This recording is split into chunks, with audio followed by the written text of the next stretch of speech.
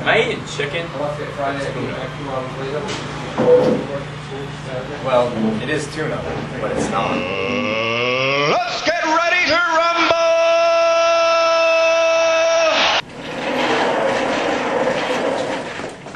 Now, tuna, I remember the mackerel family, and they're found in all the world's oceans, except for, of course, the polar seas. And now tuna are mostly found about maximum 1,600 feet deep, right around this region in the ocean. And what makes tuna so unique as a fish is that they can raise their body temperature to slightly higher above the surrounding ocean, which enables them to be wicked fast. Now, tuna are mostly canned, and in 1903, Albert Halfhill was the first person to can tuna. Now, back in the day, sardines were most commonly canned fish. So what he did was, since there were no sardines left one day, he packaged the sardine cans full of tuna, and people have just loved it ever since. And if you don't know, now you know. Now when you're looking for a tuna steak, you want a nice red, firm texture, and you want it to be just about an inch thick. None of this crap.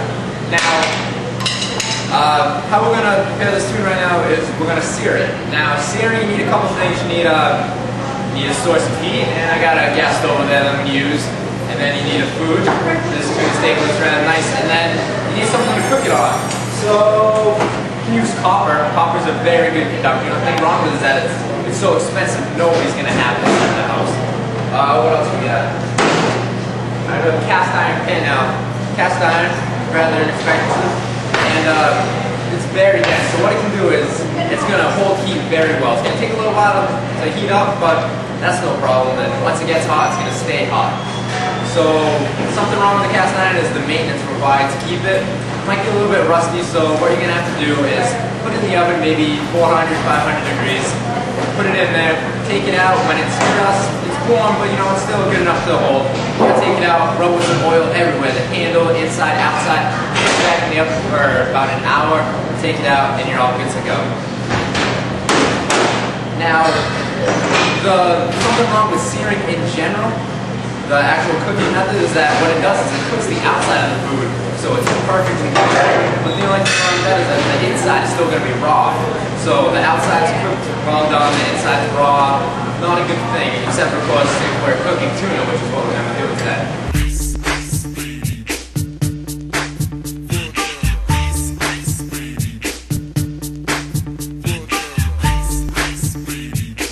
So the first thing we have to do before we do anything that involves food is wash our hands. So the main rule is that, soap, warm water, and you're going to want to allow this for about 20 seconds.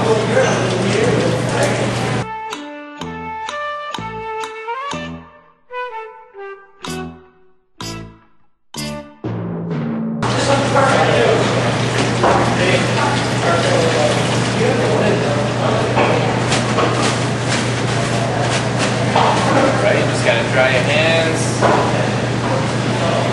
Alright, now the second thing we need is giant inflatable tuna.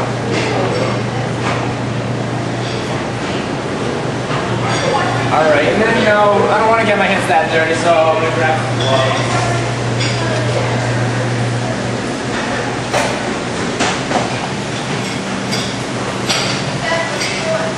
Alright. So now, with the tuna, we're going to sear it, so we want a little bit of lubrication on it, but that's all. I just want the natural taste of the tuna to come out. So,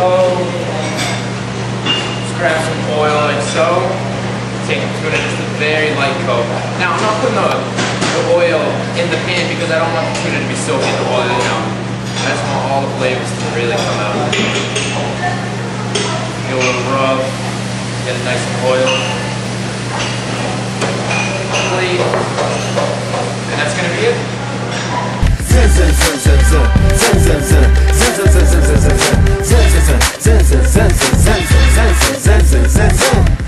Okay, so what we have here is a cast iron skillet over a high heat. It's been on the flame now for 5-7 minutes. It's really hot. And the way we can test this is take some water and See how it just jumps? That's how you know that pan's really hot. Just want to take some of that out. Alright, now what we're going to do is we're going to grab the tuna and we're going to put it on the pan untouched for 2 minutes.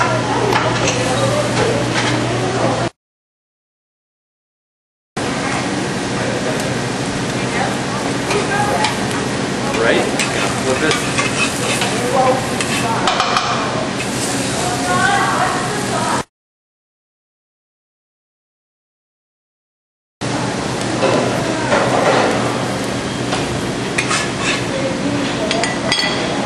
Alright, and that's it.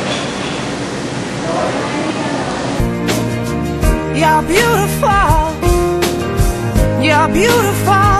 It's true. All we're going to do now is just slice it and plate it. As you can see in the middle, right here, it's still pink, but that's exactly what we want.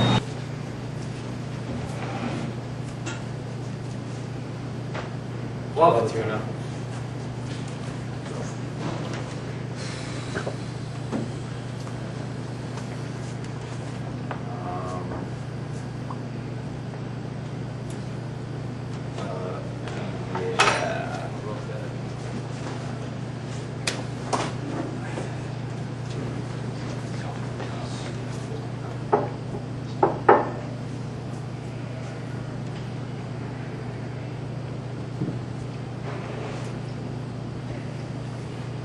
Wow, that sure is.